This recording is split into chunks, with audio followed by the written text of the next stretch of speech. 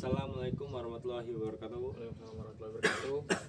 Perkenalkan, nama saya Galang Hermawan dengan NIM 0503964013. Saya berasal dari UPBJJ Bandar Lampung.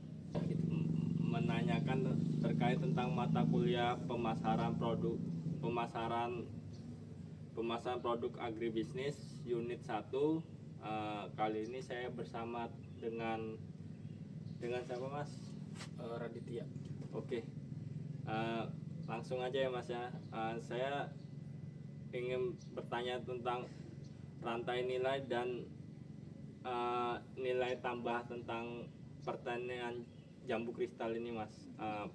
Mungkin untuk pertanyaan pertama tentang rantai nilainya, dari mana bibit, pupuk, dan saran produksi jambu kristal diperoleh? Oke, untuk kembangin sejarah sedikit ya, Mas. Untuk jambu kristal ini yang pertama itu ditanam pada tahun 2016.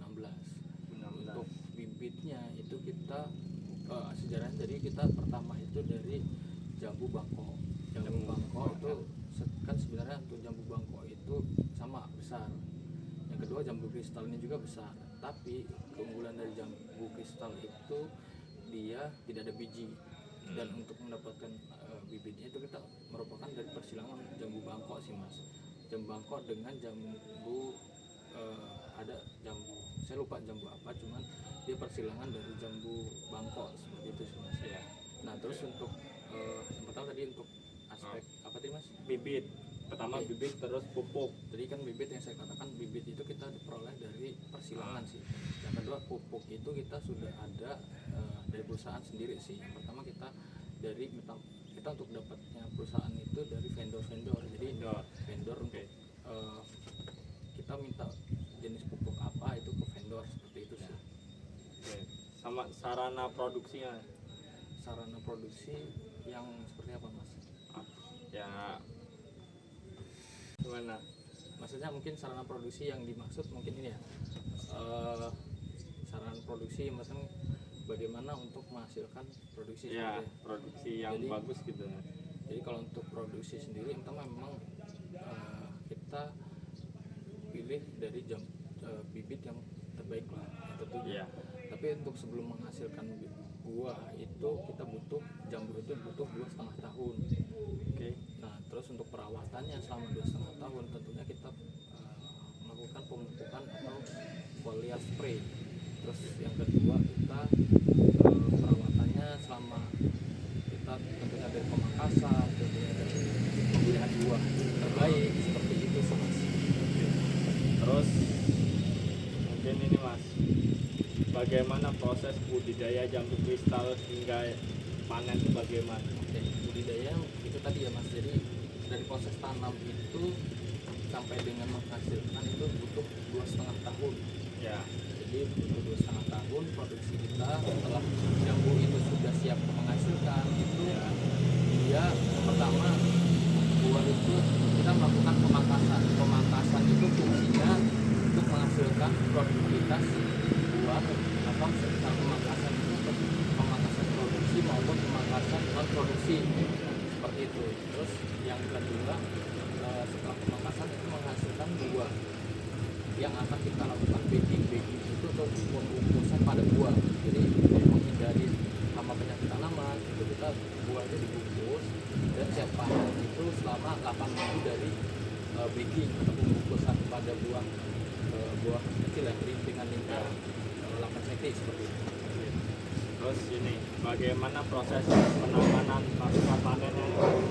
Penanganan pasca panennya ya. Jadi sebenarnya kalau pasca panen itu kita sebenarnya ini sih, Mas, kita nggak ada sih, Mas, karena kita produksinya jadi gini, setiap pohon itu dia per minggu, Mas. Jadi satu pohon itu bisa ditanam bisa menghasilkan buah beda-beda minggu.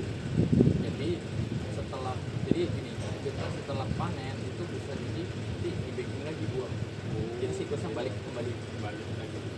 Jadi tapi di dalam pohon itu biasanya ada beberapa minggu buah itu, misal kayak minggu ini jadi dalam setahun kan ada 52 minggu.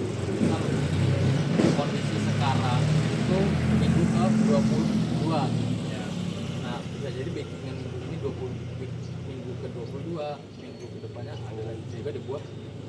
ke 23 seperti itu, 21 seperti ya, itu. jadi nggak nggak ada pasca panennya itu sebenarnya nggak ada gitu ya mas Ya, ya. jadi kita cuman ngulang lagi aja sih mas proses seperti itu. Terus ini pertanyaan selanjutnya tentang nilai tambahnya mas.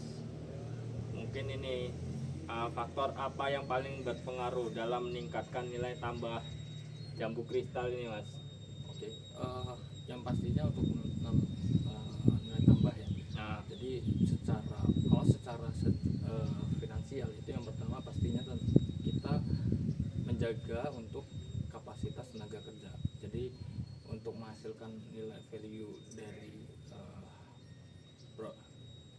cost itu kita menaikkan kapasitas tenaga kerja seperti itu sih Oke. mas.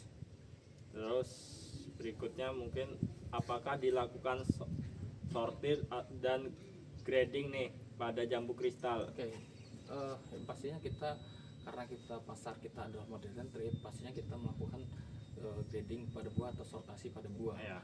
Jadi untuk grading sebenarnya untuk sortasi buah itu dilakukan dari panen sih mas. Jadi Dari panen, betul. Jadi tim panen itu sudah tahu mana buah yang boleh dipanen ataupun buah yang layak untuk dipanen seperti itu.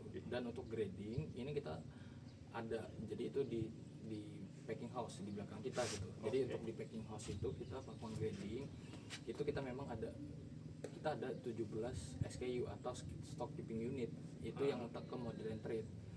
Jadi kita melakukan grading terhadap 17 produk kita seperti itu.